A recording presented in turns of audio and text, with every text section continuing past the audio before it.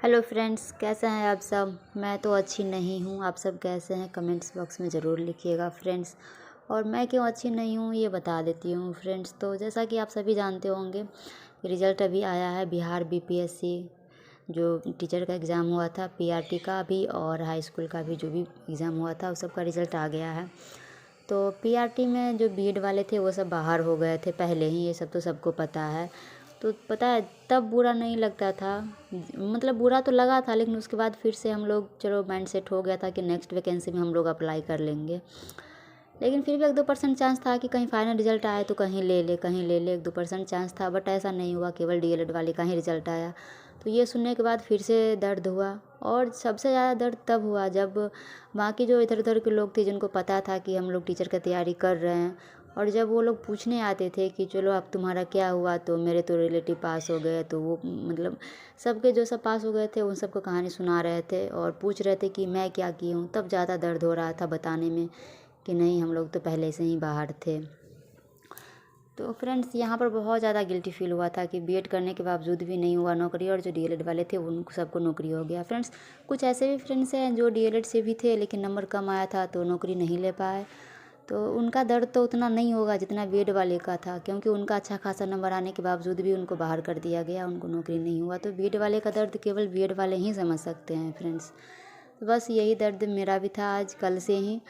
कल समझिए ना कि मैं केक कटिंग की हूँ, उसके बाद से ही ये टेंशन था कि वो सब लोग पूछने आ गए थे कि मैं क्या की हूँ नहीं की हूँ, तो उसी समय से मेरे मन में टेंशन चल रहा है। वैसे अब तो जो हुआ सो हो गया, अब नेक्स्ट वैकेंसी का इंतज़ार है, और इसी रिजल्ट के चक्कर में वो वैकेंसी भी रुकी हुई थी। तो अभी मैं आ गई हूँ, मैं सोची चलो कुछ काम कर लेती हूँ, माइंड थोड़ा सा सेट मतलब अलग हो जाएगा तो इतना नहीं दर्द होगा।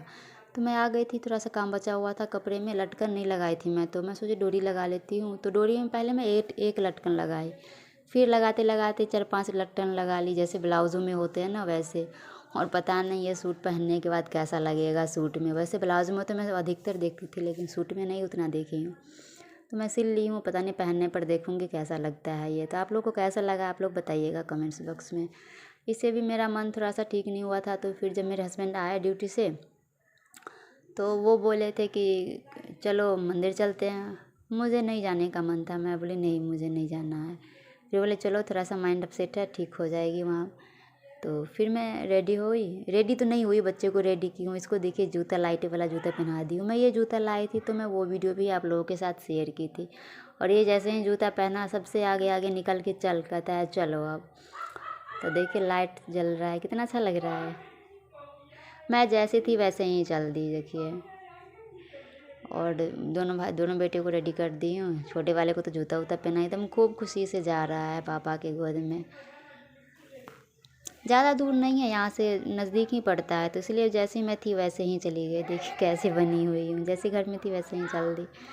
और फिर मेला में जाने के बाद तो मैं सबसे पहले तो गई, माता रानी का दर्शन कर ली। और माता रानी का दर्शन करने के बाद वहाँ पर मैं रुकी नहीं हूँ। तो देखिए यहाँ आई हूँ, दर्शन कर ली और फिर बस निकल गई। मतलब गई थी बच्चों को झूला वूला झुलाने के लिए और कुछ सामान दिलाने के लिए। तो सबसे पहले छोटे वाले बेटे को यहाँ पर मैं चश्मा दिला रही हूँ। उसको चश्मा का बहुत शौक़ था, घर पर भी ऐसा ही चश्मा पहनने का करता था। तो मैं जाके सबसे पहले चश्मा दिलाती हूँ। और रेड कलर का ली हूँ, देखिए कैसा लग रहा है। और इसका स्माइल तो देखिए, ये देखिए इसका स्माइल, और कैसा लगा इसका चश्मा इसके फेस पे आप लोग बताइएगा कमेंट्स करके। और फिर उसके बाद ये छोटा सा झूला था तो झूला पर आ गया दोनों भाई झूलने। छोटे वाले तो बैठ गया आराम से, बैठने टाइम में नहीं रोया था, खुशी खुशी से बैठ गया था। लेकिन जब 2-3 राउंड चला है उसके बाद फिर तो हल्का सा रोया, फिर हल्का रोया, फिर तेज़ रोने लगा। तो फिर 2-3 राउंड के बाद फिर छोटे वाले को उतार लिए थे और फिर थोड़ा देर बड़ा वाला झूलते रहा। इसके बाद एक कूदने वाला था ना, ये रहा जंपिंग, इसको क्या कहा जाता है पता नहीं। फिर इस पर थोड़ा देर के लिए कूदा खेला।